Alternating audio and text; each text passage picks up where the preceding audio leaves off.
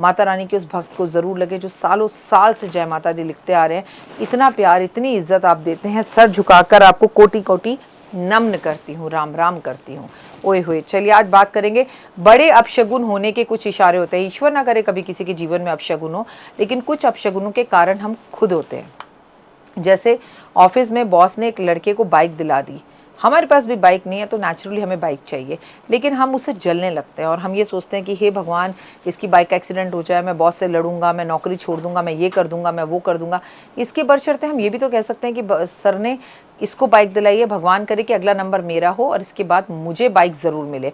मतलब नेगेटिव में भी पॉजिटिव को ढूंढा जा सकता है, जो एक्चुअली हम नहीं ढूंढते, तो पॉजिटिव ज़रूर ढूंढें। दूसरी बात, आप लाइफ में अगर किसी का बुरा नहीं करेंगे, ये पूरा संसार भी मिलकर आपका बुरा करना चाहे तो बुरा नहीं कर पाएगा, और इसके आपको हज़ारों करोड़ों परिणाम मिलते हैं कि ऐसा होता है।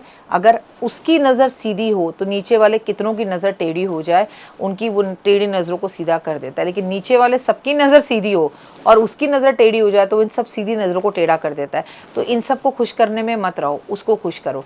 और आप एक बात ज़िंदगी में याद रख लो, आपकी मदद कोई नहीं करेगा, आपको अपनी मदद स्वयं करनी होगी, और उसके लिए आपको ताकतवर और मेहनती बनना पड़ेगा। लाइफ के अंदर उपदेश देने सब आते हैं, लाइफ के अंदर लेक्चर देने सब आते हैं। जब हमें ज़िंदगी में किसी की ज़रूरत पड़ती है तो सबके दरवाजे अक्सर बंद मिलते हैं, तो किसी से उम्मीद करना ज़िंदगी की सबसे बड़ी बेवकूफ़ी है।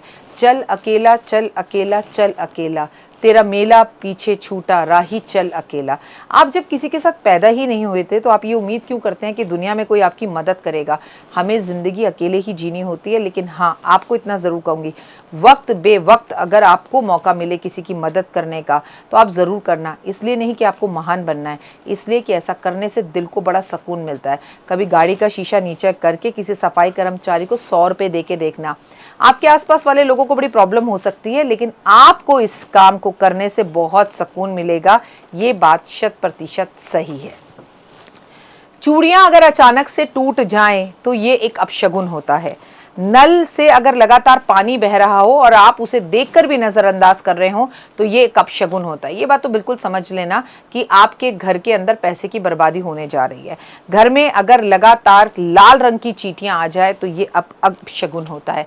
लगातार घर के लोहे के अंदर अगर जंग लग रहा हो तो ये एक अपशगुन होता है। दूध का बार बार जमीन पर गिरना, पानी हाथ से ग्लास पी रहे वो नीचे गिर गया, ये एक अपशगुन होता है। घर में बार बार कांच का टूटना, आईना टूटना, ये एक अपशगुन होता है। लेकिन इसे दो चीज़ों में पलट लीजिए। दूध का उबलकर धरती पर गिरना साउथ के अंदर बहुत अच्छा होता है, और मैं ऐसा पर्सनली मानती हूँ कि जब शीशा टूटता है तो हमारे घर या परिवार में आई कोई बला खत्म होती है। अगर आपके घर की नालियाँ रुक रही होती हैं तो आपकी इंक्रीमेंट या प्रमोशन में रुकावट आता है। अगर आपके घर के दरवाजों में से आवाज़ हो रही होती है तो घर में झगड़े होते हैं। अगर आपका इलेक्ट्रॉनिक सामान, ट्यूबलाइट्स बार बार बंद हो रही होती हैं, खराब हो रही होती हैं, तो आपकी लाइफ के अंदर पैसा रुक रुक कर अटक अटक कर आता है और 99 पर जाकर आपके काम ज़ीरो हो जाते हैं। तो कुछ बातों को बशर्ते समझ लीजिए।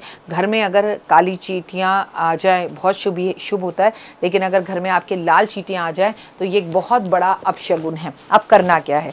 कांच की चूड़ियाँ अगर आपकी टूट गई हैं तो तुरंत जाइए और माँ गौरा को कांच की चूड़ियों का एक डब्बा भेंट स्वरूप दे आइए।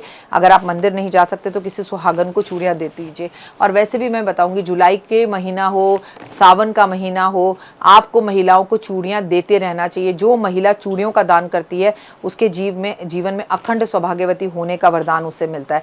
अगर आपके घर में लाल चींटियाँ हो जाए तो तुरंत उन्हें साफ करवाइए, सही करवाइए, दवाई डलवाइए।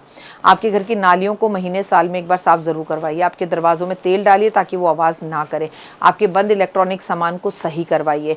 सबसे महत्वपूर्ण बात, अगर आपके घर में बार बार दूध उबल रहा है और हम नॉर्थ में रहते हैं तो इसे बुरा मानते हैं, कोशिश कीजिए कि दूध बैठ कर पिएं और दूध का दान करें, महादेव पे दूध अर्पण करें ताकि कोई नकारात्मक प्रभाव ना हो।